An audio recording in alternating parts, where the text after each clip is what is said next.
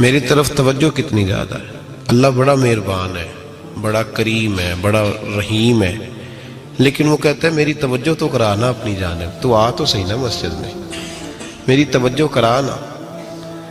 تو نماز پڑھے گا تو میں تجھے ثواب دوں گا، تو روزہ رکھے گا تو میں تجھے اجر دوں گا، تو حقوق العباد پورے کرے گا تو میں تجھے معاف کروں گا. یہ تھوڑی بات ہے کہ اللہ بڑا مہربان ہے تو ہم گھر میں بیٹھے رہیں تو رحمت چھلک چھلک کے آئے گی، اس میں شک نہیں. لیکن وہ کہتا ہے تجھے ماننا تو پڑے گا نا، اگر تو نہیں مانے گا تو تجھے سزا دوں گا.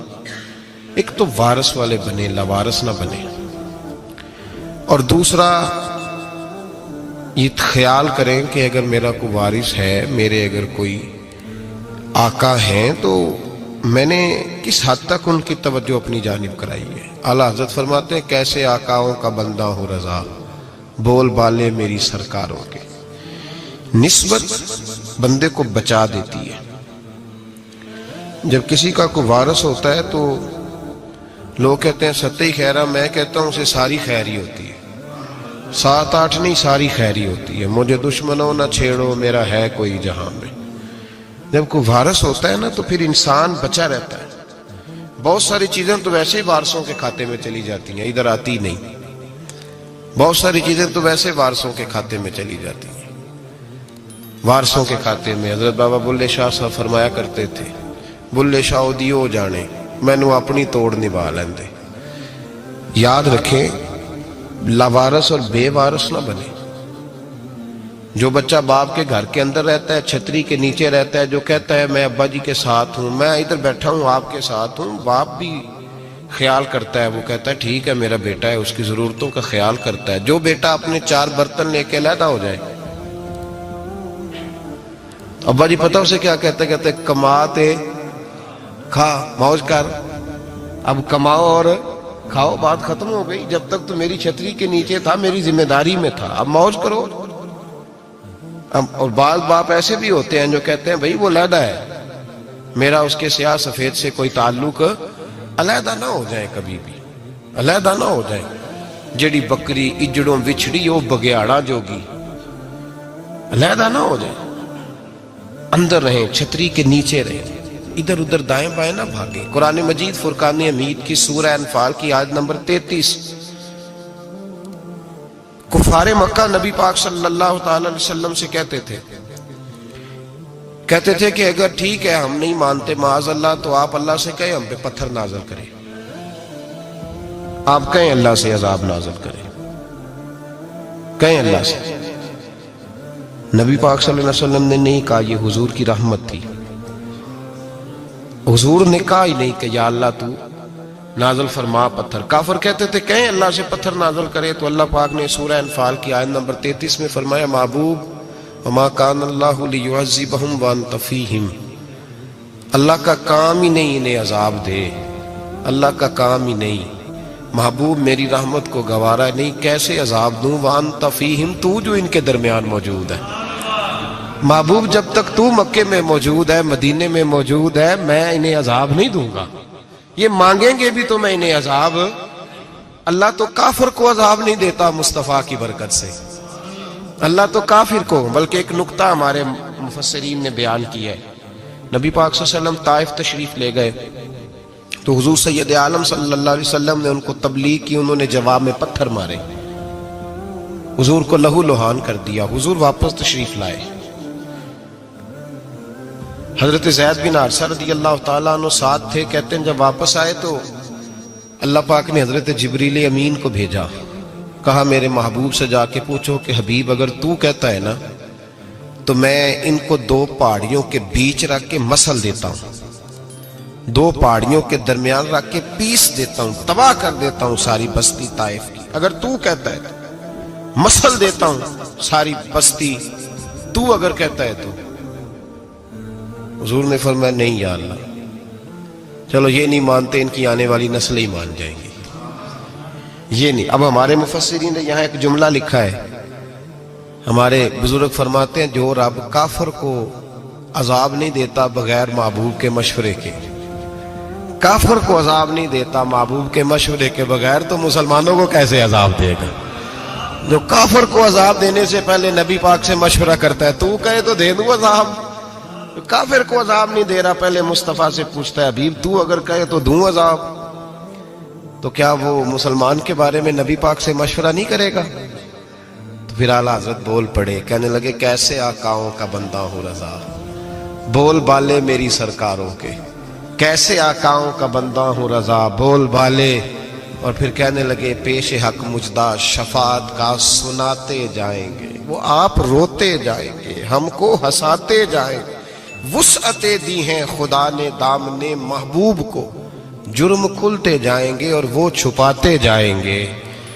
और बागे जन्नत में मुहम्मद मुस्कुराते जाएंगे, फूल रहमत के गिरेंगे, हम उठाते जाएंगे सल्लल्लाहु अलैहि वसल्लम।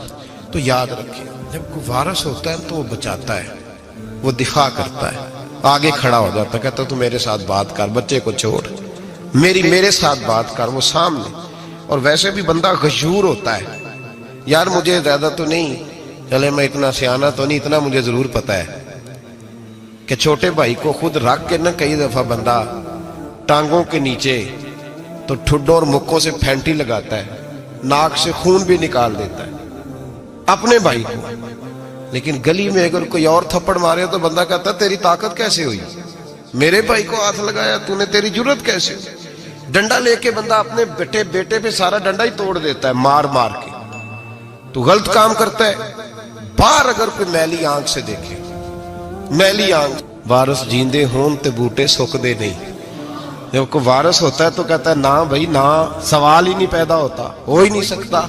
मेरे हज़रत साहब फरमाया करते थे हम तो उन वारिसों के मानने वाले हैं कि जब कब्र में जाते हैं तो वारिस सराहने आके खड़े होते हैं, कहते हैं या रसूल अल्लाह ये आपके दरवाजे का गुलाम है, मैंने खुद बाजू पकड़ के गुलाम बनाया है। ये कैसे हो जाता है? वो वारिस आके खड़े हो जाते हैं खुद। और मैंने कई दफा सुनाई है बात, मौलवी अशरफ अली थानवी ने लिखा है, गौसे आजम रदी अल्लाह तआला अन्हु का धोबी कपड़े धोता था, फौत हो गया तो कब्र में फरिश्ते ने आके पूछा मन रब्बू का, कहने लगा जी मैं तो अब्दुल कादर जिलानी का धोबी। फिर पूछा माँ दीनू का, कहने लगा सारी जिंदगी गौस के कपड़े धोए, मैं उसके कपड़े धोता रहा हूं।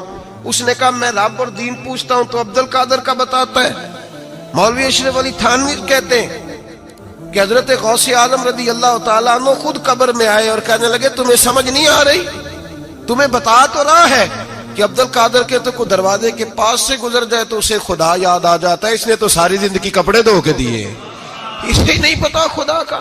कैसे आकाओं का बंदा हो रजा, बोल बाले मेरी सरकारों के।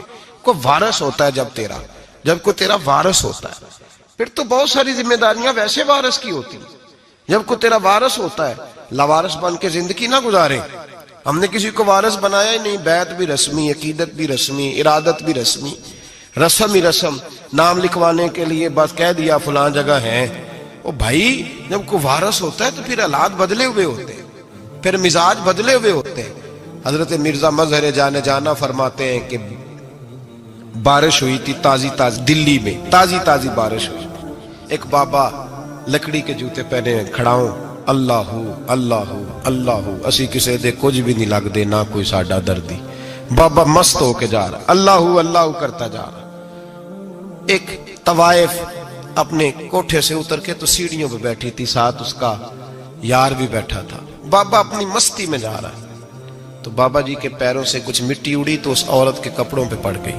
परवाह ही नहीं, बुजुर्ग गुजर रहे, वो यार उसका दौड़ा हुआ आया, उसने आकर थप्पड़ मारा, का ख्याल नहीं सारे उसके कपड़े आलूदा कर दिए, तू किधर, तेरा दिमाग नहीं ठीक। बाबे ने नजर उठाई, का बेटे मैंने देखा नहीं, चल अल्लाह तेरा भला करे, तूने बदला ले लिया। बाबा जी चुप करके, वइज़ा ख़ातबहुमुल जाहिलून क़ालू सलामा, चुप करके गुजर गए।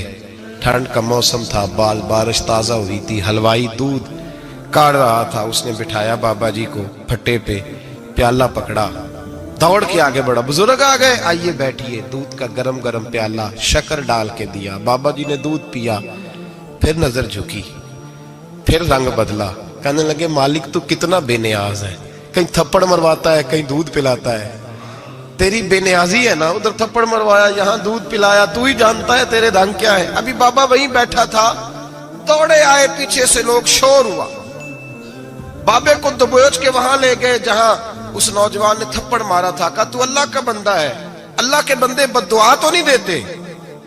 ہوا کیا؟ کہ تو نے بد دعا دی ہے؟ کہا نہیں دی، بات بتاؤ.